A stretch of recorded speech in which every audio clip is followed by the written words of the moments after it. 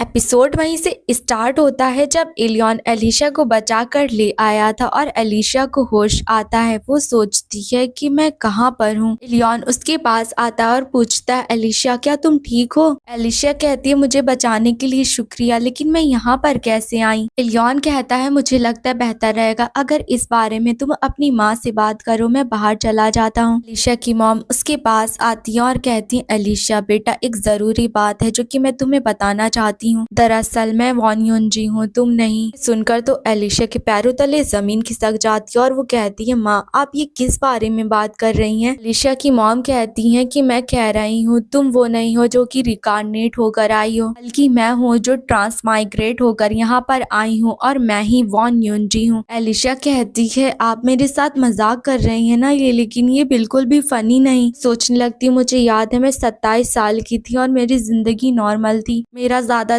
वक्त web novels पढ़ने में ही जाता था और मुझे याद है कि मैं बस के बाहर उस सनसेट को देखा करती थी। मेरी जो यादें हैं वो बहुत जीवित फील होती हैं। आखिर आप किस बारे में बात कर रही हैं? मुझे वो वीकेंड्स भी याद है जब मैं अपने दोस्तों के साथ मूवी देखने जाया करती थी। एलिशा की मॉम कहती, एलिशा क्या तुम्हें वो बस नंबर याद है जिसमें तुम अक्सर जाया करती थी? फिर तुम्हें अपनी यूनिवर्सिटी की स्टूडेंट आईडी याद है? जरा उस कंपनी का नाम बताओ जिसमें तुम काम किया करती थी। एलिशा अब हैरान हो जाती है और सोचती है, मुझे कुछ भी नहीं याद। वो कहने लगती, नहीं नहीं मैं बस कंफ्यूज हूँ, इसलिए मुझे कुछ याद नहीं आ रहा। एलिशा की मॉम कहती, नहीं तुम्हें नहीं याद आएगा क्योंकि ये वो कहानियां हैं जो कि मैंने तुम्हें तब सुनाई थी जब तुम छोटी थी, जब तुमने पहली बार हाडुंशा को ज्वाइन करा था। तब मैंने ये सब तुम्हें बातें बताई थी। मैंने सोचा था कि तुम इस बारे में दूसरे प्रीस्ट से डिस्कस करोगी, तुम्हें अच्छा लगेगा, लेकिन जब तुमने कहा था कि तुम ट्रांसमाइग्रेट होकर यहाँ पर आई हो तो मुझे लगा था कि तुम पागल हो गई हो। मुझे लगा मैंने तुम्हें बचाने के लिए जो सब कुछ किया वो सब कुछ जाया गया। मुझे नहीं लगा था कि ये सब कुछ तुम्हारे लिए इतना मुश्किल होगा कि तुम सब कुछ भूल जाओगी। एलिशा कहती है, तो फिर बताइए कि आखिर मैं कौन हूँ? एलिशा की मॉम कहती है, तुम कौन होगी? तुम मेरी असली बेटी एलिशा हो। एलिशा सोचती है, इसका मतलब कि मैं दूसरी दुनिया से आई हूँ, वो सब कुछ झूठ था, वो मेरी मनगढ़ंत यादें थी ताकि मैं इस दर्द से भाग सकूं। लेकिन मुझे याद नहीं है कि आखिर किस तरह के दर्द से। लेकिन तभी वहाँ पर सर्वेंट दवाइयों को लेकर आ जाता है। एलिशा की मॉम कहती है कि अभी तुम बहुत कंफ्यूज होगी, इसलिए अभी दवा खाकर बस आराम करो। फिर थोड़ी देर बाद वहाँ पर इलियन आता और पूछता है, अब एलिशा की हालत कैसी है? एलिशा की मॉम कहती है कि दवा खाने के बाद वो बस सो गई। फिर वही टाइम देखते हैं जब एलिशा की मॉम ने इलियन को बताया था कि वो दूसरी दुनिया से आई हैं और वो बताती हैं कि इस दुनिया में एक बुक एग्जिस्ट करती है, उसको द बुक ऑफ प्रोफेसी कहा जाता है, यानी कि भविष्य बताने वाली बुक। बुक में इलियन और उसके प्यार और उसकी जिंदगी के बारे में लिखा हुआ है कि तुम इस दुनिया के मेन कैरेक्टर हो। हाडुंशा के जितने भी प्रीस्ट हैं वो सब के सब ट्रांसमाइग्रेटर्स हैं, यानी कि वो सब दूसरी दुनिया से आए हैं। वो सब उसी दिन का इंतजार कर रहे हैं ताकि वो इस कहानी का अंत देखकर अपनी दुनिया में जल्दी से वापस जा सके। अगर कहानी उसी तरह से अंत होगी जिस तरह से बुक में लिखा हुआ है, वो इस दुनिया से निकलकर अपनी असली दुनिया में वापस जा सकेंगे और बुक के अंदर एलिशा क्राउन प्रिंस के बच्चे से प्रेग्नेंट होगी और बुक के अंदर मर जाएगी। इलियन ये सुनकर हैरान था और कहता है, आप कह रही हैं कि एलिशा मर जाएगी और मेरी जिंदगी के बारे में बुक में सब कुछ पहले से लिखा हुआ है, इसका मतलब कि एलिशा और मैं साथ नहीं हो सकेंगे। एलिशा की मॉम कहती, हाँ तुम दोनों एक दूसरे की किस्मत में लिखे ही नहीं हुए हो, तुम दोनों के रास्ते अलग अलग हैं। लियोन कहता है, लेकिन ये सब कुछ बकवास है, आखिर मैं इस बात पर कैसे भरोसा करूं? एलिशा की मॉम कहती है, अगर तुम मुझ पर भरोसा नहीं करोगे तो आज रात एलिशा मारी जाएगी। आखिर तुम्हें क्या लगता है कि मैं तुमको ये सब कुछ आखिर क्यों बता रही हूँ? प्लीज मैं तुमसे भीख मांगती हूँ, इलियन एलिशा को बचा लो। फिर सीधा प्रेजेंट का सीन देखते हैं। इलियन एलिशा के पास बैठा हुआ था, सोचने लगता है कि ये सब कुछ जानकर भी मुझे इस पर भरोसा नहीं हो रहा। मैंने बस ऐसा दिखाया कि मुझे भरोसा है क्योंकि उन्होंने कहा था कि एलिशा मारी जाएगी। उन्होंने मेरी किस्मत, तकदीर, जिसके बारे में जो बताया, मुझे कुछ भरोसा नहीं। एलिशा, अगर मैं इस दुनिया का सच में मेन कैरेक्टर हूँ तब भी मैं तुम्ही को चूज करूंगा। सीन देखते हैं कि ऐसा हुए पूरे 3 दिन बीत चुके थे, लेकिन एलिशा अभी भी बेहोश थी और उसे बहुत तेज बुखार था कि अंदर जो जहर था उसके बारे में आगे कुछ बताया नहीं जा सकता, लेकिन साइड इफेक्ट से कोई भी फर्क नहीं पड़ने वाला क्योंकि अंत में उसको उसको मरना था। देखते हैं एलिशा की मॉम एलिशा के पास बैठी सो रही थी, लेकिन तभी एलिशा का हाथ हिलता है। एलिशा की मॉम की आंख खुल जाती है और एलिशा उठकर सबसे पहले यही बात पूछती है, माँ इलियॉन कहाँ पर है। फिर सीधा नेक्स्ट सीन देखते हैं, एलिशा की मॉम की आवाज आती है जो कहती है, अगर तुम्हें पता हो कि तुम्हारा फ्यूचर पहले से डिसाइड है तो क्या तुम एक्सेप्ट करोगी? अगर तुम्हारा एग्जिस्टेंस कुछ भी नहीं है सिवाय एक टूल की तरह जो कि बस कहानी को आगे बढ़ा रहा है। लेकिन एलिशा मैं तुम्हें मरने नहीं दूंगी, तुम मुझ पर भरोसा करो मेरी गुड़िया। अगर हम असली कहानी से निकल नहीं पाए तब भी हम सरवाइव कर लेंगे। वही सीन देखते हैं जब एलिशा बोट से कूदने वाली थी। वो सोचती है मैं बस अपनी इस किस्मत से बाहर निकलना चाहती हूँ। प्रेजेंट का टाइम देखते हैं जब एलिशा ने पूछा था कि इलियॉन कहाँ पर है। एलिशा की मॉम कहती है तुम रुको मैं उसको बुला कर लाती हूँ। एलिशा कहती है नहीं मॉम रुकिए, मैं कुछ देर अकेले में आपसे बात करना चाहती हूँ। मुझे ऐसा लगता है कि मेरी जितनी भी यादें हैं वो सब वापस आ चुकी हैं। थोड़ी देर पहले जो हमें बताया जा रहा था वो सब एलिशा याद कर रही थी। एलिशा की मॉम कहती क्या मतलब तुम्हें सब कुछ याद आ गया? एलिशा कहती हाँ, उन बचपन की कहानियों के बारे में जो कि आपने मुझे सुनाई थी, जितनी भी भविष्यवाणियों के बारे में आपने मुझे बताया था। रेसोरा में जब क्राउन प्रिंस ने मुझ पर अटैक किया था उस बारे में भी मुझे याद आ गया। मुझे लगता है माँ आप सही कह रही थी, जितना मैं अपनी किस्मत को बदलने की कोशिश करूंगी उतना ही सब कुछ खतरनाक हो जाएगा। लेकिन माँ आखिर मैं क्या करूँ? मैं इलियॉन से बहुत ज्यादा प्यार करती हूँ, लेकिन मैं क्या करूँ? मैं उसको इस बदकिस्मती की किस्मत में भी खींचना नहीं चाहती हूँ। एलिशा की मॉम कहती एलिशा बेटा किस्मत ऐसी चीज नहीं होती जिसे आसानी से बदला जाए। हम लोग बेहतर से बेहतर यही कर सकते हैं कि सरवाइव करे और क्राउन प्रिंस से दूर रहे। अगर तुमने इलियॉन की किस्मत को भी बदलने की कोशिश करी तो तुम ब्लैक फ्लेम की चपेट में आ जाओगी। इसीलिए अभी के लिए तुम्हें इलियॉन से दूर रहना पड़ेगा। हम अपने ओरिजिनल प्लान को फॉलो करेंगे। अगर तुमने इलियॉन को सब कुछ बता दिया तो वो भी इस किस्मत के घेरे में फंस जाएगा। अभी के लिए उसे बस इतना बताना कि इस इफेक्ट की वजह से तुम्हारी सारी यादें जा चुकी हैं। उसके बाद हमारा जैसा प्लान है हम सब कुछ वैसा ही करेंगे। एलिशा बेटा अब ज्यादा वक्त नहीं बचा हुआ है। सुनकर एलिशा की आंखों में आंसू आ जाते हैं लेकिन वो कुछ नहीं कर सकती थी। एलिशा की मॉम उसे गले लगा कर कहती हैं कि सब कुछ ठीक हो जाएगा मेरी बच्ची। एलिशा सोचती है क्या मैं सच में ये चाहती हूँ? क्या मैं सच में इस रास्ते पर चलना चाहती हूँ? फिर नेक्स्ट सीन देखते हैं, लियोन कहता है कि आप कह रही हैं एलिशा की सारी यादें चली गईं, मतलब उसको पुरानी सारी बातें याद आ गई हैं, लेकिन उसके बाद जो कुछ हुआ वो सब कुछ भूल गई है, वो मुझको भूल चुकी है। आखिर मैं इस बात पर कैसे भरोसा कर लूं? एलिशा बताओ मुझे ये सब झूठ है ना? तुम्हें मैं याद हूँ है ना? एलिशा कहती ग्रैंड ड्यूक ये सब कुछ सच है। आप मुझे बताइए कि माँ ने आपको सब के बारे में कितना बताया है? लियोन कहता है मुझे बताया गया है कि एक बुक इस दुनिया में एग्जिस्ट करती है जो कि दूसरी दुनिया से है और इसमें किस्मत के बारे में लिखा हुआ है। एलिशा कहती है मुझे माफ कर दीजिएगा, मेन कैरेक्टर के बारे में बताना बिल्कुल फॉरबिडन है, इसलिए मैं आपसे माफी चाहती हूँ। लियोन कहता है इसकी जरूरत नहीं, लेकिन अब क्या होने वाला है? मैंने सुना है कि पहले ही सारे रूल्स टूट चुके हैं। एलिशा कहती है कि माँ मुझे बस बचाना चाहती है और वो मुझे इस कहानी से बस दूर ले जाना चाहती हैं। लियोन कहता है फिर से वो असली कहानी, आखिर मैं इस बात पर कैसे भरोसा करूं? एलिशा कहती है भरोसा करना ना करना ये आप पर है, लेकिन एक बात है जिसके बारे में आपको जानना बहुत जरूरी है। ये प्रिंसेस लेबे यानी कि आपकी माँ के बारे में है, वो जहर जिससे कि आपको अंधा करा गया। लियोन कहता है तुम्हारा मतलब क्या है? उस जहर से मेरी माँ का क्या लेना देना? फिर एलिशा बताती है कि ऑर्डर फैमिली के ब्लैक हेयर और रेड आईज होती हैं, कि एज तेजी से नहीं बढ़ती, उनके अंदर बेशुमार ताकत होती है, उन पर किसी जहर का भी असर नहीं होता, खुद गॉड चूज करते हैं जिस वजह से वो इंसान से भी परे होते हैं, उन्हें कोई भी चोट नहीं पहुंचा सकता सिवाय एक चीज के जो कि ऑर्डर फैमिली के सामने खड़ी होती है। एक ऑर्डर का खून दूसरे ऑर्डर को नुकसान पहुंचा सकता है, भले ही उनके अंदर सेम खून हो फिर भी एक दूसरे के लिए वो जहर की तरह काम करता है। आपको नहीं लगता कि ये अजीब बात है कि अचानक से आप किसी जहर से अंधे हो गए? क्योंकि इस दुनिया में ऐसा कोई भी नहीं है जो कि एक ऑर्डर को हरा सके। उन्होंने प्रिंसेस लेबे को किडनैप कर लिया और उनके खून की मदद से आपको अंधा कर दिया। लियोन कहता है क्या माँ के खून से मुझे अंधा कर दिया? लेकिन आखिर ये सब किसने करा? एलिशा कहती है उन्होंने प्रिंसेस के खून का इस्तेमाल जंग के दौरान आपकी आंखों के ऊपर करा, लेकिन मैं जानती हूँ कि इस वक्त प्रिंसेस लेबे कहाँ पर हैं, वही जगह जहाँ पर पहली बार साबिल मुझे लेकर गया था। लियोन को इस वक्त बहुत गुस्सा आ रहा था और वो कहता है मुझे वहाँ पर लेकर चलो। सीन में सोनाच को देखते हैं, उसके सामने सामने एम्प्रेस थी। सोनाच कहता है घुटनों पर आकर अपने गॉड की बात को सुनो। एम्प्रेस कहती है सर्वेंट होने के नाते मैं गॉड की हर आज्ञा को मानूंगी। सोनाच कहता है कि गॉड की आज्ञा को मानो और ऑर्डर का खून लेकर आओ। एम्प्रेस कहती है क्या, लेकिन हम तो लेबी का खून का इस्तेमाल पहले ही कर चुके हैं। सोनाच कहता है एक इंसान गॉड की आज्ञा पर सवाल कैसे उठा सकता है, हमारे वापस जाने से पहले सब कुछ पहले से तैयार कर लो। एम्प्रेस कहती है ठीक है, मैं गॉड की आज्ञा को मानूंगी। और ये सुनने के बाद सोनाच वहाँ से चला जाता है। एम्प्रेस सोचती है कि वो चला गया, आखिर वो लेबे के खून के साथ क्या करने वाला है। मैंने उसके ऑर्डर को मानते हुए लेबे को पकड़ लिया था और मैं उस जगह पर वापस नहीं जाना चाहती हूँ, लेकिन अगर ये सब कुछ गॉड का कमांड है तो मुझे करना ही पड़ेगा। और वो बटलर से कहती है एक कैरेज को तैयार करो और ये पक्का करना कोई भी नोटिस ना कर सके। सबसे बड़ी बात इस बात का ख्याल रखना एम्परर को इस बारे में ना पता चले। बटलर कहता है ठीक है मैं समझ गया, लेकिन हम लोग कहाँ पर जाने वाले हैं। एम्प्रेस कहती है कि हम लोग लॉरेल लेक पर जाने वाले हैं। नेक्स्ट सीन में दोनों लोग लॉरेल लेक तक पहुंच चुके थे और एम्प्रेस कहती है आते वक्त कुछ भी गड़बड़ तो नहीं लगी। बटलर कहता है नहीं, जर्नी के दौरान सब कुछ ठीक था, लेकिन तभी वहां पर कोई भाग कर आता और कहता है योर मैजेस्टी वो जहाज पूरी तरह से टूट चुका है। और देखते हैं कि उस जहाज के चितड़े हो चुके थे और वो आदमी बताता है कि प्रिंसेस लेबे हमें कहीं पर भी मिल नहीं रही हैं। सुनने के बाद तो एम्प्रेस के चेहरे की हवाइयां उड़ जाती हैं। तरफ देखते हैं उस बोर्ड का ये हाल किसी और ने नहीं बल्कि इलियन ने करा था। प्रिंसेस लेबे कहती है कितने समय बाद मैंने जमीन पर कदम रखा है, मिले हुए काफी वक्त हो गया मेरे बेटे, तुम कैसे हो।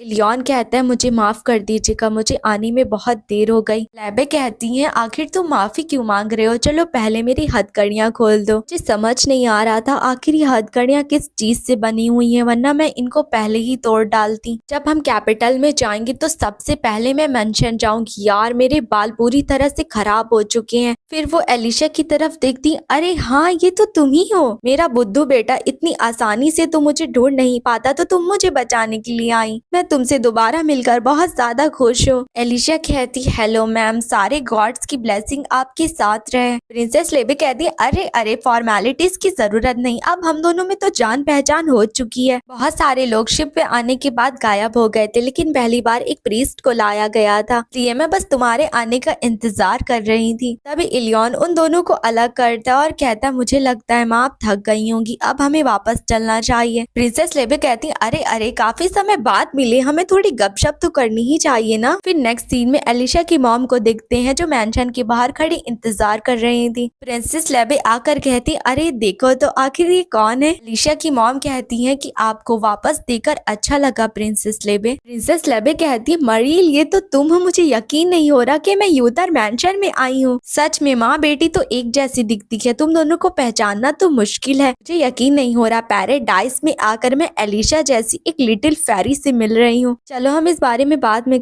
बात करते हैं। मरील क्या तुम मुझे बाथरूम तक ले जा सकती हो, मुझे पहले नहाना है। एलिशा की मॉम कहती है ठीक है, मैं मेड सर्वेंट्स को बता देती हूँ। फिर नेक्स्ट सीन देखते हैं, चारों साथ में बैठे हुए थे। प्रिंसेस लेबे कहती है पहली बार ग्रेजुएशन के बाद हम इस तरह से बैठे हुए हैं साथ में, मुझे लगा ही नहीं था कि शिप से आने के बाद मैं पहली बार तुमसे मिलूंगी। एलिशा कहती है तो क्या आप एक दूसरे को जानते हैं। प्रिंसेस लेबे कहती है हाँ मरील मेरी जूनियर थी, हालांकि पता नहीं क्यों मरील हमेशा मुझे अवॉइड किया करती थी। एलिशा की मॉम कहती है ऐसा कुछ भी नहीं है, मैंने तुम्हें कभी भी अवॉइड नहीं करा। प्रिंसेस लेबे कहती है वैसे माहौल काफी भारी हो चुका है, तुमने किसी को अभी अभी बचाया है ना। एलिशा की मॉम सोच लेती है कि अब बताने का वक्त आ गया है और वो इलियन की मॉम को सब कुछ बता देती हैं। प्रिंसेस लेबे कहती अच्छा तो तुम कह रही हो कि हम लोग इस वक्त बुक की दुनिया में हो और मरील तुम दूसरी दुनिया से आई हो। हाँ हाँ ठीक है मैं समझ गई। एलिशा की मॉम कहती क्या तुम सरप्राइज नहीं हुई ये जानकर, मैंने बताया ना कि ग्रैंड ड्यूक इलियन इस बुक का मेन प्रोटैगनिस्ट है। प्रिंसेस लेबे कहती है मुझे लगता है कि हर कोई अपनी जिंदगी का प्रोटैगनिस्ट होता है। एलिशा की मॉम कहती है ऐसी बात नहीं है जिसे हल्के में लेना चाहिए, क्योंकि प्रॉब्लम ये है कोई एक ऐसा इंसान है जो वही चीज करवाना चाहता है जो कि इस बुक में लिखी हुई है और वो पर्सन एलिशा को उसकी मौत की तरफ खींच कर ले जा रहा है। बुक में लिखा हुआ है कि अंत में जाकर मेरी बेटी की मौत हो जाएगी। प्रिंसेस लेबे कहती क्या तुम्हें सच में ऐसी चीज पर भरोसा है। एलिशा की मॉम कहती अगर तुम ये सब कुछ होते हुए देखती तो तुम भी इस बात पर भरोसा कर लेती। प्रिंसेस लेबे कहती है ठीक है अब मैं अच्छे से समझ गईं। तो उन्हें मेरे खून की जरूरत थी ताकि वो कहानी को आगे बढ़ा सके, इसलिए उन्होंने मुझे पकड़ा था। ऐसा फैक्शन एम्पायर में एग्जिस्ट करता है, ये एक सीरियस इशू है। लेकिन यार ये पॉलिटिक्स की जो बातें हैं ना, ये मेरे पल्ले बिल्कुल भी नहीं पड़ती। वैसे ये सब छोड़ो, क्यों ना हम लोग साथ में चाय पिए, काफी वक्त हो गया है साथ में गपशप करे हुए। चलो बच्चों को बाहर भेजते हैं और बड़े लोग आपस में थोड़ी बातचीत करते हैं। फिर नेक्स्ट सीन देखते हैं, इलियॉन एलिशा गार्डन में टहलने लगते हैं। इलियॉन कहता है, एलिशा मुझे तुमसे कुछ बात करनी है, क्या तुम मुझे थोड़ा वक्त दे सकती हो? एलिशा कहती है, हाँ क्यों नहीं, चलिए उस तरफ चलकर बात करते हैं। फिर नेक्स्ट सीन में एम्प्रेस को देखते हैं जो सोनाच के सामने घुटनों पर थी। सोनाच कहता है, तुम कह रही हो कि जहाज पूरी तरह से तबाह हो चुका है। जहाज को स्पेशली ऑर्डर को पकड़ने के लिए बनाया गया था और वो इतनी आसानी से टूट गया। बताओ उस ऑर्डर का क्या होगा जो हमें गॉड ने दिया था? एम्प्रेस कहती है कि मैं जानती हूँ, मुझे माफ कर दीजिए। सोनाच कहता है, अगर ऐसा है तो सिर्फ यही एक सोल्यूशन नहीं है। सोनाच कहता है, तुम फिक्र मत करो, गॉड इसका इल्जाम तुम पर नहीं लगाएंगे। एम्प्रेस कहती है, आपका बहुत बहुत शुक्रिया, और सोनाच वहाँ से चला जाता है। एम्प्रेस सोचती है ये बहुत करीब था, लेकिन उसने नोटिस नहीं करा। अच्छी बात है कि मैंने ऑर्डर का थोड़ा खून बचा कर रख लिया था। ऐसा खून है जो मुझे दोबारा नहीं मिलेगा, इसलिए मुझे इसका अच्छे से इस्तेमाल करना चाहिए। नेक्स्ट सीन में इलियॉन को देखते हैं जो कहता है, एलिशा क्या ये सच है कि तुम्हारी सारी यादें जा चुकी हैं? एलिशा कहती है, हाँ ये सच है, वो 6 महीने मुझे याद नहीं जो मैंने आपके साथ बिताए हैं। इलियॉन कहता है, अगर तुम थोड़ा इंतजार करोगे तो तुम्हारी यादें वापस आ जाएंगी। तुम्हारी पुरानी यादें भी वापस आ गई हैं, तो हो सकता है कि याली भी वापस आ जाए। हमने साथ में बहुत वक्त बिताया है, तुम्हें जल्दी ही याद आ जाएगा। एलिशा कहती है कि ये एक सिंपल सा एमनीशिया नहीं है, मैं अपनी पूरी जिंदगी सरवाइव करने के लिए बस भागती रही हूँ, और जब भविष्यवाणी मेरे सामने आकर खड़ी हो गई है तो मुझे हर चीज से गिव अप करना पड़ेगा। मेरे दिमाग ने मेरी मदद करने के लिए मुझे सब कुछ भुलवा दिया। लियोन कहता है, अगर तुम्हें याद नहीं तो इससे फर्क नहीं पड़ता, क्योंकि मुझे सब कुछ याद है। एलिशा, हम साथ में नई यादों को बना सकते हैं। एलिशा कहती है, मुझे माफ कर देना, लेकिन मुझे नहीं याद कि मैं तुम्हारे साथ थी। लेकिन ये कहते हुए भी उसकी आंखों से आंसू निकल रहे थे। लियोन कहता है, लेकिन मैं तुमसे कभी भी गिव अप नहीं करने वाला हूँ। नेक्स्ट सीन देखते दोनों जा रहे थे। लेबे कहती हैं कि आज मुझे बहुत मजा आया। वैसे अब जब मैं इस बारे में सोच रही हूँ तो मुझे लगता है मैं पीछे कुछ तो भूल रही हूँ। लियोन कहता है, ठीक है, मैं सर्वेंट को बुला लाता हूँ। लेबे कहती है, नहीं नहीं, तुम जाकर खुद लेकर आओ। लियोन कहता है कि आप मुझे बाहर क्यों निकाल रही हैं? वे कहती है, कुछ बातें हैं जो कि सिर्फ वुमेन के बीच में डिस्कस होनी चाहिए। वे कहती है, अगर ये ऐसा करता रहा तो मुझे शक है कि ये रोमांटिक रिलेशनशिप निभा भी पाएगा या नहीं। फिर वो एलिशा की तरफ देखती है और एलिशा कहती, क्या आपको मुझसे कुछ कहना है? लेबी कहती है, ओए होए, भोली मत बनो, तुम्हारे और मेरे बेटे के बीच में कोई रिलेशनशिप है ना? अरे तुम्हें फिक्र करने की कोई भी जरूरत नहीं, मैंने पहले ही सब कुछ सुन लिया। लेकिन ये देखना कि मेरा बेटा शिद्दत के साथ तुम्हारे पीछे पड़ा है, ये बहुत मजेदार है। एलिशा कहती, लेकिन ग्रैंड डुक और मैं ऐसे रिश्ते में नहीं है। वे कहती हैं, अब इनकार करने का कोई भी फायदा नहीं। लेकिन एलिशा, कैसा रहेगा कि जाने के बजाय तुम यहीं पर रुक जाओ? एलिशा की मॉम कहती, योर हाइनेस, आपको पता है ना आपका फिर मतलब क्या है? लेबे कहती है, अपनी किस्मत से डर कर भागना डरपोकों वाला फैसला नहीं होगा। मैं जानती हूँ कि ये सब कुछ तुम अपनी बेटी के लिए कर रही हो, लेकिन खुद एक माँ होने के नाते मुझे नहीं लगता कि ये एक सही फैसला है। अगर मैं तुम्हारी जगह होती तो फिर मैं अपने बच्चे को इस तरह डरपोकों की तरह अपने दुश्मनों से दूर भागने के लिए तो बिल्कुल ना कहती, क्योंकि ऐसा करने से भी आगे चलकर कोई भी फायदा नहीं होने वाला। पूरी जिंदगी उसको बस डर कर बिताना पड़ेगी। खैर, मैंने सुना है कि तुमने एक शिप तैयार करी है ताकि वो जल्दी उसमें बैठकर यहाँ से चली जाए, लेकिन मैं बस इस बात की उम्मीद करती हूँ कि तुम मेरी इस बात को याद रखो। और एलिशा, मैं ये तो नहीं कह रही कि मैं पूरी तरह से मरील को सपोर्ट करती हूँ, तो इस बारे में तुम सोचना। एलिशा अपने रूम में बैठी हुई थी और इसी बारे में सोच रही थी कि मुझे भागना नहीं है, लेकिन फिर मैं क्या करूँ? क्या मैं किस्मत से लड़ सकती हूँ? मेरे पास बिल्कुल भी कॉन्फिडेंस नहीं है। की थी तो इतनी दूर तक भागकर बच सकी, तो क्या आगे भी मैं इस तरह से बच पाऊंगी? मैं ये बात अच्छे से जानती हूँ कि मैं इस वक्त बहुत डरपोकों वाली हरकत कर रही हूँ। तभी एलिशा की मॉम आती है और कहती है, एलिशा, क्या तुम जगी हुई हो? शिप उम्मीद से पहले ही आ चुकी है, इसलिए कल हम जल्दी ही रवाना होने वाले हैं। एलिशा कहती है, क्या इतनी जल्दी? एलिशा की मॉम कहती, तुम ही तो जल्द से जल्द जाना चाहती थी। क्या ये सब कुछ इसलिए उस वक्त जो प्रिंसेस लेबे ने तुमसे कहा था? खुद को परेशान मत होने दो, ये तो नेचुरल सी बात है कि ऐसा करने से पहले थोड़ी घबराहट होती है, लेकिन तूफान से बचने के लिए तुम्हें ऐसा करना पड़ेगा। अब तक अपनी पूरी कोशिश करी है। एलिशा सोचती है पूरी कोशिश क्या, मैंने अपनी पूरी कोशिश करी है। नेक्स्ट सीन में सोनाच को देखते हैं, वो उसी प्रोफेसी बुक के पास था और कहता है अच्छा तो एलिशा जल्दी ही शिप पर चढ़ने वाली है, किस्मत से भागना कोई चांस ही नहीं। वो एक पेन को लेकर बुक में कुछ लिखता हुआ कहता है अब रिवीजन का वक्त आ गया है। वो लिखता है साबिल एलिशा से कहता है कि तुम सिर्फ मेरी हो। साबिल स्माइल कर रहा था और एलिशा की आंखों में आंसू आ गए थे।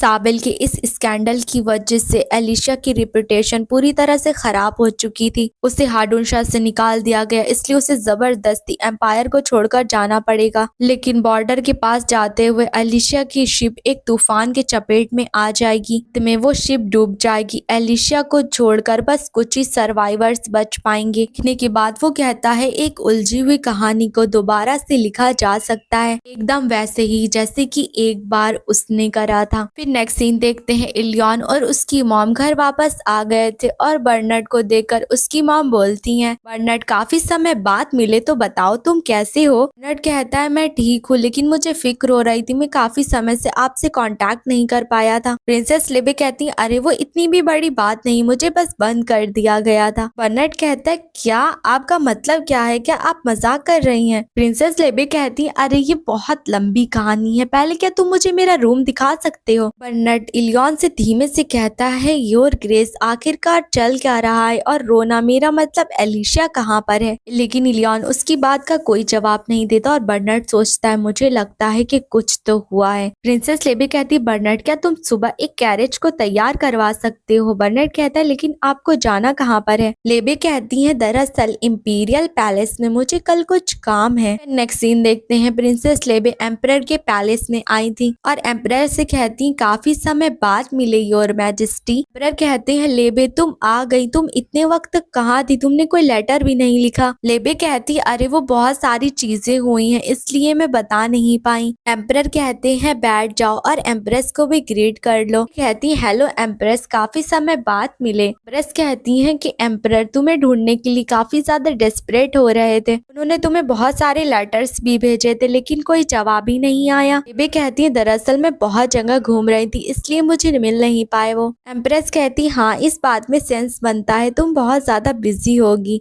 एम्प्रेस सोचती है लगता है इसको नहीं पता कि मैं वही हूँ जिसने इसको बंद करा था। वैसे भी जब मैं उसका खून निकाल रही थी तब मैं पूरी तरह से खुद को कवर करी थी, चाहे उसकी नजरें जितनी भी शार्प हों वो मुझे पहचान नहीं सकती जब मैं पूरी तरह से कवर हूँ। लेकिन तभी लेबे कहती अरे नहीं मैं तो भूल ही गई थी, मैं तो आपको ऐसे ग्रीट कर रही थी जैसे कि मैं आपसे काफी समय बाद मिली हूँ, लेकिन कुछ दिन पहले ही तो मैं आपसे मिली थी ना योर मैजेस्टी। ये सुनकर तो एम्प्रेस हैरान हो जाती है और कहती तुम्हारा मतलब क्या है। एम्परर कहते हैं क्या कहा, तुम लेबे से मिली थी, तुमने मुझे बताया क्यों नहीं। एम्प्रेस कहती है मुझे लगता है आपको कोई गलत फहमी हुई है प्रिंसेस। लेबे कहती हैं कि लॉरेल लेक के पास आपको मैं याद हूँ ना, मैं तो आपका इंतजार कर रही थी ये सोच कर कि आप मुझे ग्रीट करने के लिए आएंगी, लेकिन आप तो वहाँ से गुजर गई जैसे कि आप मुझे पहचानती ही नहीं। ब्रेस कहती है ऐसा कैसे हो सकता है, अगर मैं मिलती तो तुम्हें आकर जरूर ग्रीट करती। वे कहती है अच्छा ऐसा क्या, तब तो कोई बात नहीं। ब्रेस सोचती है कि ये तो इम्पॉसिबल है, शिप से तो मेरा कोई लेना देना नहीं। कहते लॉरेल लेक पर देखा था तो हो सकता है कि तुमने एम्प्रेस को देखा हो, कुछ हफ्तों पहले वो विला के पास घूमने के लिए गई थी। प्रेस कहती है अब जब तुम ऐसा कह रही हो तो हो सकता है मैं इतनी बिजी थी तो भूल गई होंगी, मुझे माफ कर देना, अगली बार मैं जब तुमसे मिलूंगी तो जरूर ग्रीट करूंगी। लेकिन तभी वहाँ पर साबिल भी आ जाता है और आकर कहता है काफी समय बाद मिला आंटी। कहती है हाँ मैंने सुना तुम्हारी तबीयत नहीं ठीक है, अब तुम कैसे हो। साबिल कहता है मैं पूरी तरह से ठीक हो गया हूँ, अब मैंने सुना है कि आंटी यहाँ पर आई है तो इसलिए मैं आपसे मिलने के लिए आ गया। एम्परर कहते फॉर्मेलिटीज हो गई तो बैठ जाओ साबिल। लेबे तुम्हारे वापस आने की खुशी में हमें एक दावत रखनी चाहिए। नेक्स्ट सीन देखते हैं, एम्परर अपने रूम में बैठे हुए थे। एम्प्रेस उनसे कहती है मुझे लगता है आपने बहुत ड्रिंक कर ली है, मैं कितनी मुश्किल से आपको यहाँ पर लेकर आई हूँ। एम्परर कहते हैं कि वैसे भी काफी समय बाद भी है, कुछ दिनों से बहुत कुछ मेरे दिमाग में चल रहा था, लेकिन लेबे को देखने के बाद सब कुछ सॉल्व हो गया। ब्रेस वैसे अगर मैं एक ऑर्डर ना होता तो आपको क्या लगता है क्या होता? ब्रेस कहती है आप क्या बात कर रहे हैं, मजाक मत करिए, मुझे लगता है आप बहुत ज्यादा ड्रंक हो गए हैं और मैजेस्टी। ब्रेस समझ जाते हैं उन्हें कुछ बताना नहीं चाहिए और वो कहते सही कहा, लगता है मैं बहुत ड्रंक हो गया हूँ। फिर नेक्स्ट सीन देते बर्नेट लेबे को संभालते हुए ला रहा था और कहता है आखिर आपने इतनी ड्रिंक क्यों कर ली? लेबे कहती है मैं इतने समय बाद अपने भाई से मिली थी तो आखिर ड्रिंक क्यों ना करती? बर्नेट कहता है फिर भी एक ऑर्डर होने के नाते आपको इतनी ड्रिंक नहीं करनी चाहिए। लेबे कहती है हाँ सही कहा, वैसे वो मेरा बुद्धू ऑर्डर बेटा कहाँ पर है, मुझे अपने बेटे के साथ भी एक ड्रिंक करनी है। बर्नेट कहता है अभी आप अपने कमरे में चलिए। लेबे कहती है लेकिन फिर भी आखिर इस वक्त वो कहाँ पर चला गया? बर्नेट कहता है दरअसल कुछ वक्त पहले लेडी एलिशा यहाँ पर आई थी और उन्होंने मुझे कुछ दिया था ताकि मैं ग्रैंड ड्यूक को दे सकूं। नेक्स्ट सीन देखते हैं, इलियन घोड़े पर बैठकर जल्दी में कहीं जा रहा था और उसके हाथ में वही कंपास था जो कि उसने एलिशा को दिया था। कुछ वक्त पहले देखते हैं, जब एलिशा मेंशन आई थी और उसने बर्नेट से कहा था मुझे तुमसे एक मदद चाहिए। बर्नेट कहता है इस वक्त हिज हाइनेस यहाँ पर नहीं है, तुम अचानक से यहाँ पर क्या कुछ हुआ है? एलिशा कहती है माफ करना, एक्सप्लेन करने का वक्त नहीं है, लेकिन क्या तुम ये कंपास इलियन को दे सकते हो? ये इलियन का कंपास है, मैं इसको वापस करने के लिए आई हूँ। बर्नेट कहता है एलिशा लेकिन तुम्हें सिचुएशन को एक्सप्लेन करना चाहिए, अगर तुम थोड़ी देर इंतजार करोगी तो हिज ग्रेस वापस आ जाएंगी। एलिशा कहती है माफ करना कि मैं बिना सब कुछ एक्सप्लेन करे वापस जा रही हूँ, लेकिन ये मेरी लास्ट रिक्वेस्ट है तुमसे, प्लीज ये कर देना। सीन देखते हैं, एलिशा जाने वाली थी और एलिशा की मॉम कहती क्या तुमने सब कुछ पैक कर लिया? मैंने सब कुछ वहाँ पर पहले से तैयार करवा दिया, तुम्हें फिक्र करने की जरूरत नहीं, और डेरिक तुम्हारे साथ रहेगा, इसलिए कुछ भी गड़बड़ हो तो तुम उसे बता सकती हो। यहाँ पर जब सब कुछ ठीक हो जाएगा तो हम भी तुम्हारे पास आ जाएंगे। लेकिन तभी एलिशा कहती है माँ मैं जाना नहीं चाहती हूँ, मैं इस तरह से भागना नहीं चाहती। एलिशा की मॉम कहती है एलिशा हमने पहले ही सब कुछ डिसाइड कर लिया है। एलिशा कहती है माँ लेकिन एक मिनट तो मेरी बात तो सुनिए। एलिशा की मॉम कहती है मैं तुम्हें कितनी बार बताऊं, तुम्हें जाना होगा वरना सोनाच तुम्हारे पीछे आ जाएगा। तुम कह रही हो तुम जाना नहीं चाहती, लेकिन तुम्हें इस कहानी से भागना पड़ेगा, ये हमारा एक लौता मौका है। एलिशा कहती है हमारा मौका? माँ क्या आप मुझे और इलियन को एक जैसा देखती हैं? आपने मुझे एक बार बताया था जो कोई और किसी और की बॉडी को पोजेस करता है उसके लिए ये दुनिया चींटियों के समान कुछ भी नहीं होती। यही वजह कि सोनाच मुझे इतनी आसानी से ढूंढ लेगा, लेकिन आखिर इससे क्या फायदा? कोई भी उन चींटियों के दिल को समझना नहीं चाहता है, लेकिन इसके बावजूद आप एक आंट नहीं है माँ, तो कोई ऐसी है जो कि कुचले जाने के लिए खड़ी हुई है। मेरे पास खुद की सोचें हैं, मेरे पास खुद की फीलिंग्स हैं, मैं इस तरह से भागना नहीं चाहती हूँ जैसे कि इलियन मुझसे गिव अप नहीं कर रहा, मैं भी उससे गिव अप नहीं करना चाहती। एलिशा की मॉम कहती तो क्या चाहती हो? चाहती हो कि तुम दोनों साथ में राख में बदल जाओ? अगर ब्लैक फ्लेम्स सामने आएंगी तो मेन कैरेक्टर तो बच जाएगा, लेकिन तुम्हारा क्या होगा? तुम ऐसी बातें अपनी माँ के सामने कह रही हो जिसने अपनी पूरी जिंदगी सिर्फ तुम्हें बचाने के लिए बिता दी। क्या तुम्हें इससे कोई भी फर्क नहीं पड़ता कि तुम्हारी माँ को इससे क्या फील होगा? बहुत हो चुका, कुछ भी नहीं हो सकता। अभी तुम्हें समझ नहीं आ रहा क्योंकि तुम अभी यहाँ से जा रही हो, इसको पकड़कर बोट के ऊपर ले जाओ। फिर बोट चली जाती है और एलिशा की मॉम कहती है माफ करना मेरी बच्ची, ये सब कुछ तुम्हारे भले के लिए है, अपनी नई जिंदगी को जीना और पीछे मुड़कर बिल्कुल भी मत देखना। फिर देखते हैं एलिशा रूम में बैठी थी और सोच रही थी अगर मुझे पता होता कि मैं इतनी जल्दी जाने वाली, कम से कम मैं आखिरी बात इलियन के चेहरे को देख लेती। वकूफों की तरह मैं इलियन से झूठ बोलती रही, अब मुझे अपनी गलती का पछतावा हो रहा है। मुझे लगता है मैं अब तुम्हें कभी नहीं देख पाऊंगी, अंत में मैंने ही अपनी जिंदगी तबाह कर ली। मुझे पता है पीछे मुड़कर देखने का कोई फायदा नहीं, लेकिन फिर भी मैं पीछे देख रही हूँ। उसे कुछ आवाज आने लगती है, वो पीछे देखती है तो वहां पर बहुत सारी ब्लैक फ्लेम्स थी। एलिशा सोचती इसका मतलब माँ सही कह रही थी, असली कहानी मुझे खत्म कर देना चाहती है। अभी वहाँ पर डेरिक आता है और उसे रूम से बाहर निकाल कर ले जाता है। हर जगह हड़बड़ मच जाती है क्योंकि बोर्ड के एक हिस्से में आग लग चुकी थी। डेरिक उससे कहता है कि मैं देख कर आता हूँ, आप यहीं पर इंतजार करिए। एलिशा सोचती है क्या ये फ्लेम मुझे खत्म करने के लिए आई है? इसका मतलब मुझे सच में इलियन से दूर रहना करना पड़ेगा। क्या मैं इस तरह से खत्म हो जाऊंगी? मैं कुछ भी नहीं कर पाऊंगी। मैं इलियन को बता तक नहीं पाई कि मैं उसके लिए कैसा फील करती हूँ।